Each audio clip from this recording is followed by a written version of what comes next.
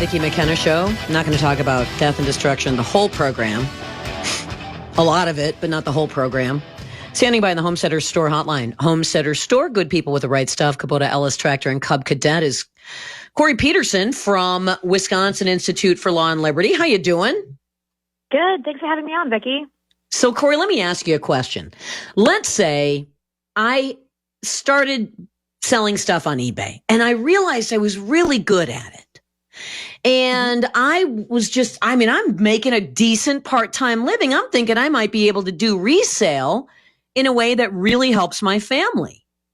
Am I going to be able to do that small part-time business anywhere I want to in the state of Wisconsin? Unfortunately not. So I'd say out of the 20 cities our recent study looked at, Vicki, 12 of the cities would not allow you to run such a business out of your home.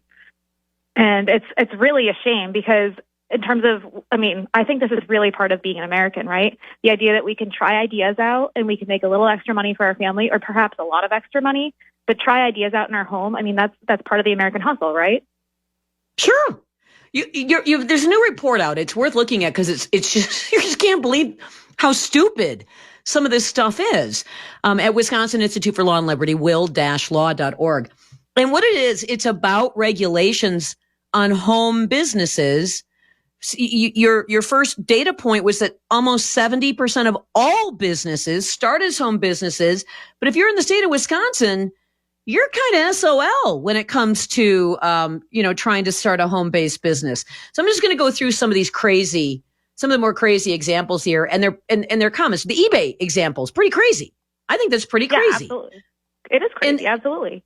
So here's a guy who couldn't have a sign for his gutter cleaning business in the window of his house. That, I believe, was in Madison. Correct. That was Madison. Here's a lady who can't wash dogs from her home because it violates some kind of zoning rule. And I forget where that one was. But she can't wash dogs. Most West people Allen. wash dogs out of their home. Yes. It's absurd. It is absolutely absurd. So what are the mostly of these regulations? It makes sense. Okay. You don't want hazardous materials. You don't want dumping, right? You don't want lots of loud noises and a lot of traffic. But a lot of the regulations just seem to want to make sure you are limited to the amount of opportunity you can pursue as a home business person. That is correct. It's kind of crazy, too, because if you look at America's large corporations today, or like big businesses, you think of, say, Amazon, Apple, Microsoft, all of these started in the home. And so if people weren't able to try these ideas out first in their home and see if they could even make a profit, because maybe you couldn't, right? You need to try it out. And then if perhaps, maybe at some point you'll decide to move to a brick and mortar building. But the idea that people should start in a building or start like in a non-residential area is just absurd. Yeah, let's go through some. All right, so Madison has got quite a few, and I've just lost my place, so you can help me on the Madison one. Here are some zoning rules that say, you can only do up to a certain number of cars can be in front of your house. Those are pretty typical. Go ahead. Right. But listen, 11 out of the 20 cities we looked at had a rule that you cannot sell anything from your home that was not made on the premises. And so the cities that have that regulation are Madison, Menominee Falls, Kenosha, New Berlin, Waukesha. So there's a number of places you would not guess that you'd have these regulations. But lo and behold, take a look in the zoning rules and you'll see these. Holy cats. So all these people who are buying and selling on eBay are in violation of the law in Madison. Yes. Yeah. Technically. And the thing is, Vicki, we also did some open records requests. And okay, so sure, maybe some cities would decide not to enforce. But there are cities that do enforce, and there have been businesses shut down because they're in violation of these. And for instance, there's a woman who is running a bouncy house business out of her garage, right? So she has deflated bouncy houses in her garage. People can rent them, and she'll let them come pick them up. That business was shut down. So she no longer can run her bouncy house business out of her garage. Holy cats. So you can't sell out of your garage, or you can't buy and sell on eBay because the items were not made in your home. Or you can't put a sign. That was a Madison one, by the way. Couldn't put a sign in his window advertising for his business.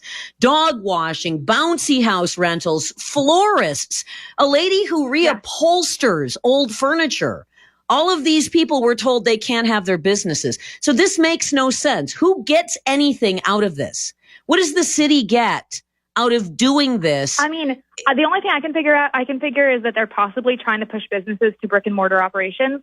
But the thing is, if they want to be open to business, if they want businesses to move to these buildings, they need to let people try out ideas and see if they can even make a profit.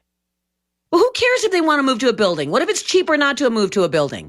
Yeah, what if it's cheaper and you're making lots of money and the only activity that's going on is the UPS guy drops off packages and picks up packages, or you drive to the UPS store and you drop off packages that you're selling on eBay and you're making a nice tidy little profit and you're reporting your taxes.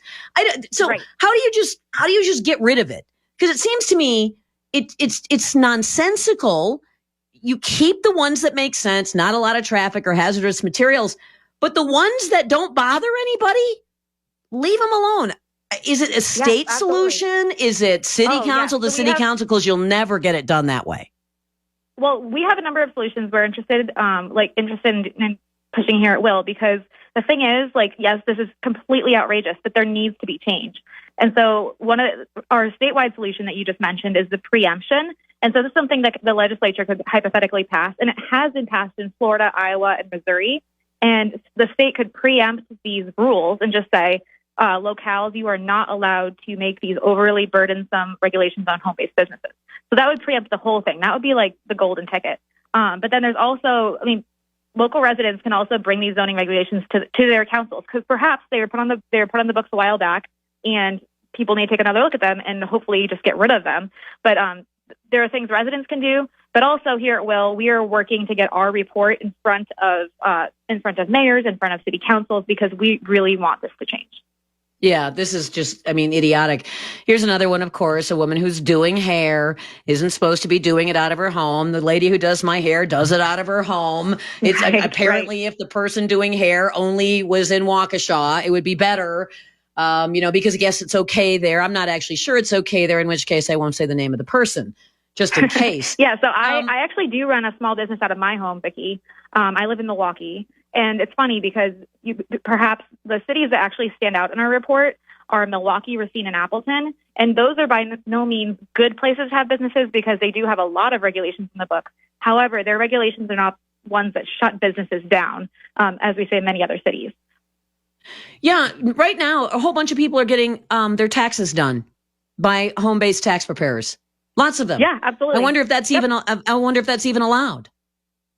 Some cases it's not. They actually some cities have rules where you cannot have anyone come onto your residence for any use of a business. So you can, so that includes counseling. So if somebody's running, talking to people out of their home, you're not allowed to do that. And it does actually include tax preparers in some places. What if you're counseling on Zoom? Do they care? Yeah, it's stupid. Which isn't to say that every single regulation is stupid, but the ones that we're talking about here are obviously stupid. And maybe it's like the butter rule. They're actually an overstep. Well, beyond stupid. This is like the butter rule. Remember the butter rule, Cori? The butter rule said you got to serve real butter in Wisconsin. Well, that's dumb. This is the city version of the butter rule. Absolutely. And this is something that cities should really care about, because you know what? Cities love to say, we're open to business. We're trying to grow our business in our city. We're welcoming businesses, all of this. But that's not the case if you're not open to home-based businesses. You're not letting your people actually try ideas out at their home. I think it's stunning that almost 70% of businesses start as home-based businesses, and here you've got people in Wisconsin wanting to put their boot on the neck of that. That's dumb. That is a recipe for a dead state.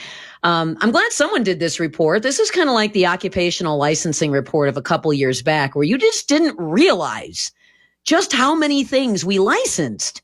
And I just didn't realize how many stupid anti-business regulations were on the books locally. I do appreciate the time, Cori. Where can people learn more about this, and how can they help, more importantly? People can learn more about this at will-law.org, and they can help by making this known to their local zoning boards and raising some hell about it. Yeah, just say, hey, what do you think about this? Do you think you could maybe see your way fit to removing some of these regulations?